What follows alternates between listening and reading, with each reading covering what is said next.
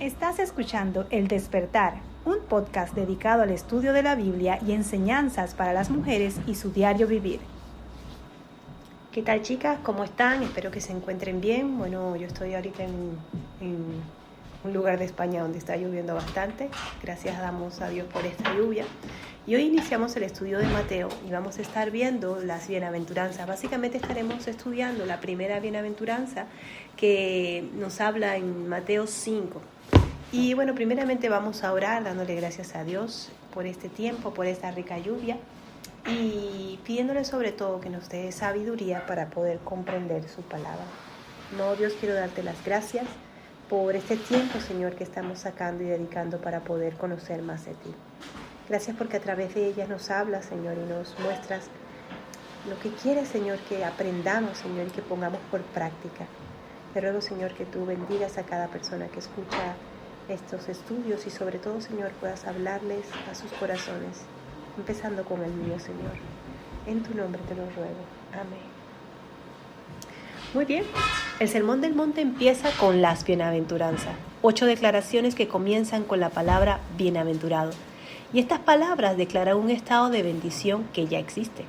Cada bienaventuranza declara que un grupo de personas que por lo general son considerados como afligidos, en realidad son bendecidos. Los bendecidos no tienen que hacer nada para obtener esta bendición. Jesús simplemente declara que ellos ya han sido bendecidos. Por tanto, las bienaventuranzas, chicas, son primero que todo declaraciones de la gracia preciosa de Dios. Son más que todo para recordarnos su amor. No son condiciones de salvación, ojo, o planes de acción para ganarse la entrada al reino de Dios. No, por lo contrario. Aunque el propósito principal de las bienaventuranzas sea declarar las bendiciones dadas por el reino de Dios, la mayoría de los eruditos también las ven como una imagen del carácter de ese reino. Cuando entramos al reino de Dios, deseamos parecernos más a aquellos que se llaman bienaventurados. Ser más humildes, más misericordiosos, tener más hambre de justicia, ser más propensos a hacer la paz y así sucesivamente. Esto les da un carácter imperativo moral a las bienaventuranzas. Después, cuando Jesús nos dice hacer discípulos de todas las naciones, como lo dice en Mateo y lo veremos más adelante, 28-19, las bienaventuranzas describen ese carácter que estos discípulos deben de tener. Y eso nos incluye a ti y a mí. Las bienaventuranzas describen el carácter del reino de Dios, pero no son condiciones de la salvación. Jesús no dice, por ejemplo, solo los puros de espíritu. Jesús nos dice que solo los puros de espíritu entrarán en el reino de los cielos. Estas son buenas noticias, porque las bienaventuranzas son realmente difíciles de cumplir, dado que Jesús dice, todo el que mire a una mujer para codiciarla, ya cometió adulterio con ella en su corazón. Mateo 5:28. Entonces, ¿quién podría en realidad tener un corazón limpio? ¿Quién? Si no fuera por esa gracia de Dios, nadie sería bienaventurado. Muy bien, vamos a dar inicio a la lectura y estoy utilizando mi Biblia de Mujeres Verdaderas, la que es de Nancy DeMons, de Aviva Nuestros Corazones, y dice así, el Sermón del Monte. Cuando Jesús vio a las multitudes, subió al monte, y después de sentarse, sus discípulos se acercaron a él, y abriendo su boca, les enseñaba diciendo, bienaventurados los pobres de espíritu, pues de ellos es el reino de los cielos. Muy bien. Vamos a ver qué nos está diciendo esta bienaventuranza. Aquí vamos a detenernos y vamos a estudiar bienaventuranzas una a una. Tal vez nos vamos a demorar un poquito más en este capítulo, pero es que deseo realmente que podamos comprender bien de qué se trata, cómo aplicarlo y sobre todo hacer de ellas una gran riqueza espiritual. Una bendición adicional de las bienaventuranzas es que benefician a la comunidad de Dios, no solo a los individuos de Dios. Al seguir a Jesús somos miembros bendecidos de una comunidad del reino, incluso aun cuando nuestro carácter aún no haya sido formado a la semejanza de Dios, cuando estamos en ese proceso. Individualmente no cumplimos las características de algunos o todas las bienaventuranzas, pero aún así somos bendecidos por el carácter de toda la comunidad a nuestro alrededor. La ciudadanía en el reino de Dios comienza ahora.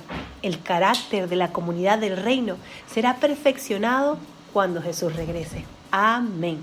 Sobre esas nubes del cielo con poder y en gran gloria, como dice Mateo 24:30.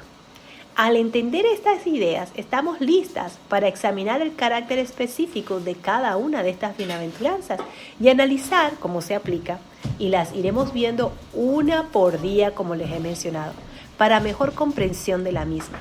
Hoy iniciaremos reflexionando en nuestras vidas: bienaventurados los pobres de espíritu, pues en ellos es el reino de los cielos.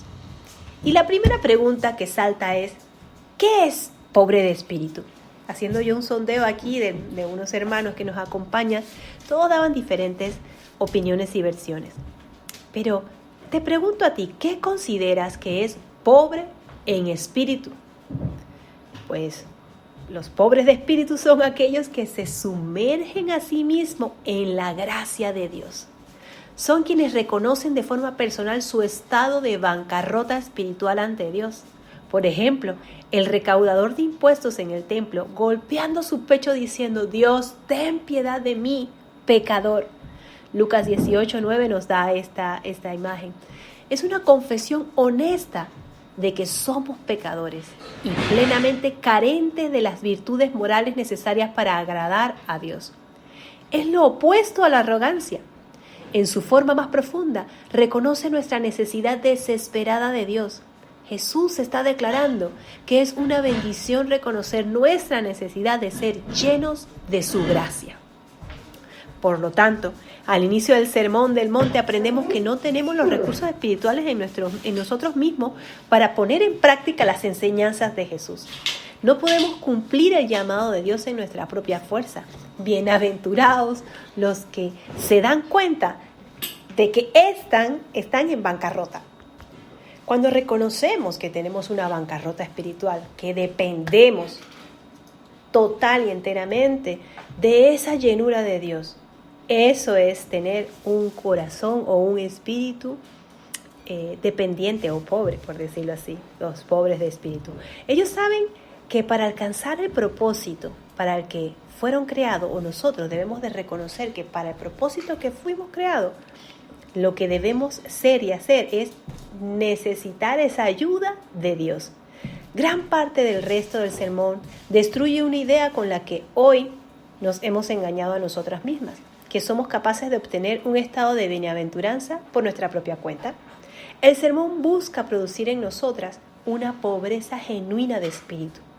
Ahora, considerando la palabra pobre, ya que es una palabra griega, para bienaventurados implica dichosos. Ser pobre en espíritu no significa, chica, que estamos empobrecidas espiritualmente o que ante Dios no tenemos nada de valor espiritual. Por lo contrario, ¿cómo podríamos sentirnos dichosas si fuera este el caso? En realidad, chicas, ser pobre de espíritu es algo positivo y beneficioso para nuestras vidas cristianas. Hoy en día nosotros, los creyentes, también deberíamos ser pobres en espíritu, que significa humilde, vaciados y descargados en nuestro espíritu, para que podamos recibir algo nuevo de parte del Señor. Cuando nos vemos en este punto, cuando digo vaciados y descargados, me refiero porque en aquel entonces todos los que conocían o decían ser llenos del Señor estaban realmente saturados con todo lo que venía del Antiguo Testamento y necesitaban ser vaciados y descargados para recibir algo nuevo, y ese nuevo era Jesús. ¿Cuál es el resultado práctico de esta bendición? Bueno, si somos pobres de espíritu, por ejemplo, seremos capaces de calificar honestamente nuestro propio trabajo de una manera humilde, sin exaltarnos nosotras mismas, reconociendo que no es nuestras propias habilidades o nuestras propias aptitudes, sino que diciendo en todo momento que estos dones y talentos le pertenecen al Señor, son dados por Él y que gracias a Él podemos servir con estos dones y talentos a otros. Y reconociendo que todo lo que tenemos que hacer, lo tenemos que hacer para Él. En 1 Corintios 10:3 encontramos: entonces, ya sea que comáis, que bebáis o que hagáis cualquier otra cosa, hacerlo todo para la gloria de Dios. ¿Qué significa esto, chicas? Que todo lo que tú haces, todo lo que hagas, tiene que ser aplicado en este aspecto puede ser aplicado en tu trabajo, en el liderazgo, en el hogar, en la iglesia. En resumidas cuentas, en todo lugar donde estás, debes demostrar siempre esa dependencia de Dios. Reconociendo que solo cuando Dios trabaja dentro de nosotras, podemos poner las enseñanzas que Jesús nos ha dado en práctica.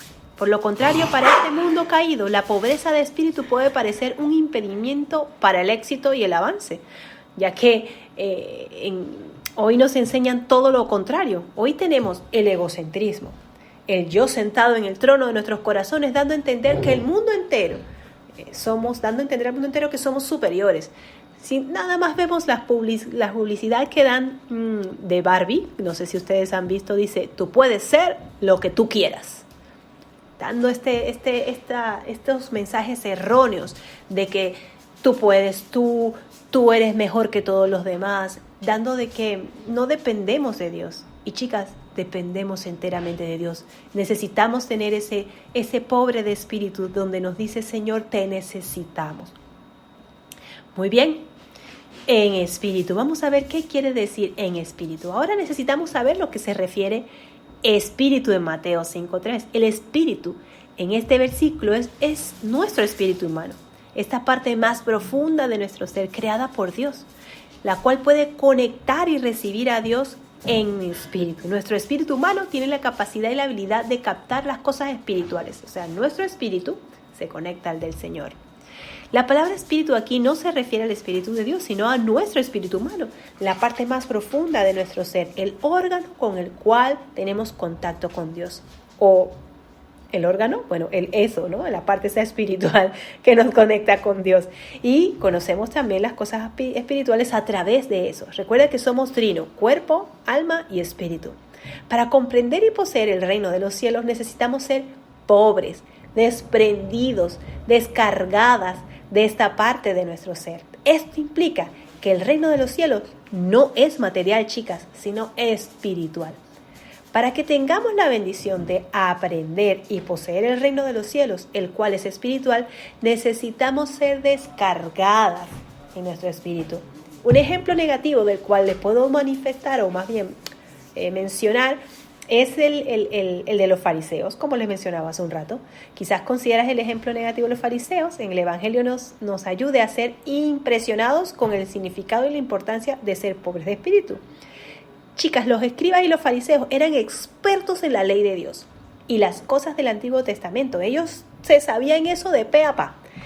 Pero ellos rechazaron a Jesucristo, el Salvador. Se opusieron a Él, aquel de quien habían estudiado justo en el Antiguo Testamento. Estaban tan ciegos que no pudieron ver. Estaban realmente ellos presentes en ese momento. ¿Cómo no pudieron verlo? Los escribas y los fariseos estaban tan llenos de orgullo y de soberbia, llenos y ocupados con las cosas del Antiguo Testamento. No eran pobres de espíritu, así que no podían recibir algo nuevo, a saber, el nuevo Rey y Salvador y su reino. Estaban tan ciegos y tan altivos que no podían ver que del Rey que habían estado leyendo en el Antiguo Testamento lo tenían presente. Los escribas y los fariseos no vieron que la manera de proceder de Dios había cambiado del Antiguo Testamento al Nuevo Testamento. ¿Por qué? Porque estaban tan cegados y cuadriculados en lo suyo que no podían ver algo nuevo. Y que estaban completamente centrados en la persona maravillosa de Jesús. Al contrario, ellos odiaban a Jesús y a la postre hicieron que Él fuera crucificado. Podemos aprender mucho de este ejemplo negativo. Ciertamente necesitamos conocer el contenido de la Biblia, pero no deberíamos enorgullecernos de este conocimiento sin poder recibir algo nuevo de parte del Señor. Tú no puedes decir, es que ya, ¿para qué voy a leer la Biblia si ya la he leído enterita, la Biblia entera en un año, como muchas suelen leer, ¿no? Leen la Biblia entera en un año. Pero, ¿sabías tú que tienes que tener un corazón abierto para recibir eso mismo que leíste? Para poder recibir algo nuevo del Señor. Eso tener un espíritu pobre, porque vas a ser humilde reconociendo de que no importa cuántas veces hayas leído la Biblia, necesitas ir nuevamente a ella y ver lo que el Señor tiene para ti ese día. Muy bien, dice aquí, También podemos encontrar en el ejemplo positivo que al contraste de los escribas y los fariseos, el apóstol Pablo fue un ejemplo positivo de alguien que era pobre de espíritu. En Filipenses 3, 13, 14, Pablo testificó: hermanos, yo mismo no considero haberlo ya sido, pero una cosa hago, olvidando lo que está atrás y extendiéndome a lo que está adelante. Prosigo a la meta para alcanzar el premio del llamamiento a lo alto que Dios hace en Cristo Jesús. Pablo no quería ser retenido o prevenido de experimentar y disfrutar más de Cristo. Él deseaba experimentar a Cristo a lo sumo, debido a que él había recibido una revelación de parte de Dios acerca de cuán rico era Cristo. En Efesios 3:8, Pablo nos dice: a mí, que soy menos que el más pequeño de todos los santos, me fue dada esta gracia de anunciar a los gentiles las inescrutables riquezas de Cristo como evangelio. ¡Wow! Pablo vio que el Cristo a quien él amaba es inescrutable, rico en relación a quien él es y lo que él ha logrado. Él es rico en amor, chicas, en santidad, en justicia, en bondad, en longanimidad, en perseverancia, fidelidad y mucho más. Él es rico en todo. Él lo ha logrado y alcanzado. En su nacimiento vivió como humano perfecto y en su muerte y en su resurrección. Así que, aunque Pablo había disfrutado mucho a Cristo, al momento de escribir el libro de Filipenses, él no estaba satisfecho. Él sabía que todavía había mucho más de Cristo por experimentar. Él vivió una vida cristiana continuamente, olvidando lo que quedaba atrás y extendiéndose a las experiencias nuevas de Cristo que estaban por delante. Ciertamente sí, hay muchas personas que dicen: es que estoy sanando mis heridas del pasado. Viven en el pasado, y al tú quedarte en el pasado no logras extenderte a lo que Cristo tiene hoy para ti. Lo que esto significa para nosotras hoy es que cada día que el Señor nos da está lleno de oportunidades para experimentar y disfrutarlo a Él. En lugar de intentar aferrarnos a las experiencias del día anterior o estar satisfechos con ellas, deberíamos acudir al Señor Jesús con un espíritu descargado, chicas. Entonces, cuando pasemos tiempo con Él en oración y en su palabra, lo disfrutaremos de una manera fresca y recibiremos algo nuevo de Él. Pero si somos orgullosas y pensamos: ya yo leí ese versículo, realmente no podremos recibir lo que el Señor Jesús nos quiere hablar en este momento. En lugar de tener una actitud orgullosa, podemos ejercitar nuestro espíritu para orar: Señor Jesús, no me dejes pensar que yo ya lo sé todo. Verifícame, vacíame, descárgame, hazme pobre de espíritu y lléname con algo fresco tuyo, eso que tienes para mí. Esa debe ser nuestra oración. Dice: porque de ellos es el reino de los cielos. Ahora vamos a ver esta parte. El Señor Jesús dijo que aquellos que son pobres de espíritu son bienaventurados, o sea, chicas, que son dichosos, porque de ellos es el reino de los cielos. Jesús no dijo: porque de ellos será el reino de los cielos. Él dijo: porque de ellos es el reino de los cielos. Esto significa que no tenemos que esperar para disfrutar el reino de los cielos en el futuro. Podemos disfrutarlo ahora. Podemos participar de él ahora, chicas. A medida que acudimos al Señor Jesús y a su palabra, estamos vacíos y descargados de todo lo que pensamos que sabemos. Podemos aprender y reaprender y poseer el reino de los cielos todos los días, ya que el reino de los cielos no es algo material o físico, sino espiritual. No es de extrañar que debemos ser pobres en espíritu para poder poseerlos y disfrutarlos. Muy bien, llegamos al final de este estudio, de estos 3 pequeños versículos del capítulo 5 de Mateo, y quiero dejarte con este pensamiento. ¿Estás tú todavía viviendo de las experiencias del pasado? ¿Estás tú caminando hacia adelante, que no sé cómo podrías hacerlo, mirando por el retrovisor? ¿O estás viendo hacia el frente, disfrutando de todas las riquezas que Dios tiene para ti, que Dios tiene preparada para que tú disfrutes ahora? Si estás viviendo del pasado, yo te animo que hagas un alto y digas: Señor, vacíame y lléname con ese fresco, que ríos de agua viva puedan correr por ti y que puedas disfrutar de la hermosa presencia del Señor y de todo lo que tiene que enseñarte cada día en su palabra. Nos vemos mañana, chicas, con nuestra siguiente bienaventuranza. Bienaventuradas las que lloran. Mañana lo estaremos viendo y espero que hayas podido disfrutar de este tiempo de que el Señor ha preparado para ti. Un beso, chicas.